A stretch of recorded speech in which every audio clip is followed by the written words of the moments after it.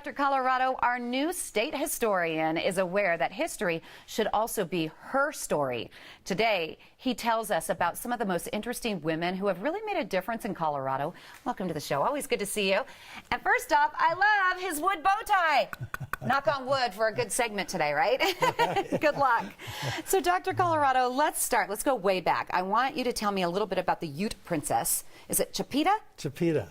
Correct, Chipeta. She was the wife of Ouray, probably the best known Colorado Native American. They traveled back east. I think it was the New York Times that called her the Ute princess. Wow. She lived much longer than he did and went back to living in a teepee. She didn't like the strange white men's houses. Really? Interesting. Gosh, you just know everything about our state. It's craziness. Let's move a little forward in history here. Talk about why we should remember Aunt Clara Brown. Aunt Clara Brown, as you can see here on the screen, was an African-American, a slave who was so impressed her owner that he freed her. She learned to teach her, taught herself English from reading the Bible. Very pious, devout woman. Oh, is it true that Colorado has a saint? It is. Mother Frances Cabrini. Yes, that's right. What we just, the shrine that we just talked about. The first American citizen to be canonized as saint. Wow. And I've actually had a chance to walk up to the Cabrini Shrine. But you said earlier there are many who walk up on their knees for penance, right? Right, for penance. And also there's the famous water there where she hit the ground with her cane, with her rod, and out comes this water.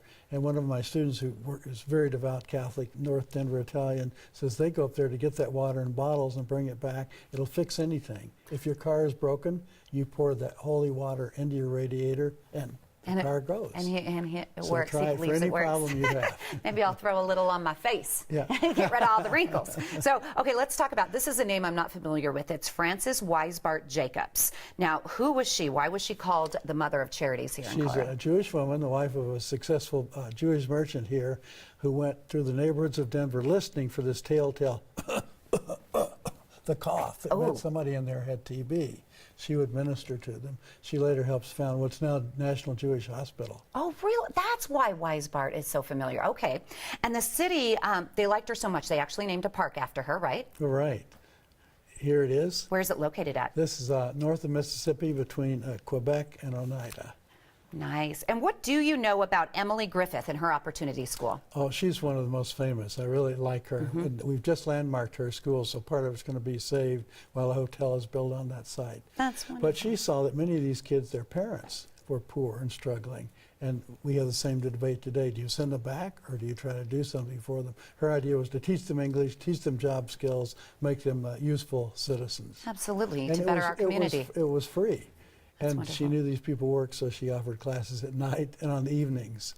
And that's why everyone knows Emily Griffith School. What influence did Dr. Florence Sabin have in Colorado? You know, she's the first Coloradan to be put in the Statuary Hall of Fame in Washington, D.C., where each state puts two of its most famous residents.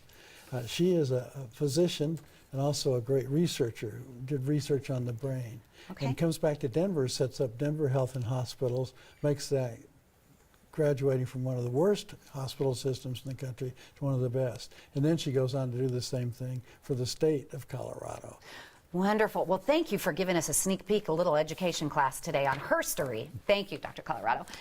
Dr. Colorado and Jackie Annalee Conley, will be discussing Colorado women, good and bad, on Wednesday, September 17th at 7 p.m. at the Broomfield Auditorium. The event, it's free, but donations are suggested because it's a fundraiser for the Broomfield Depot Museum. Dr. Colorado will also be selling and signing his latest books.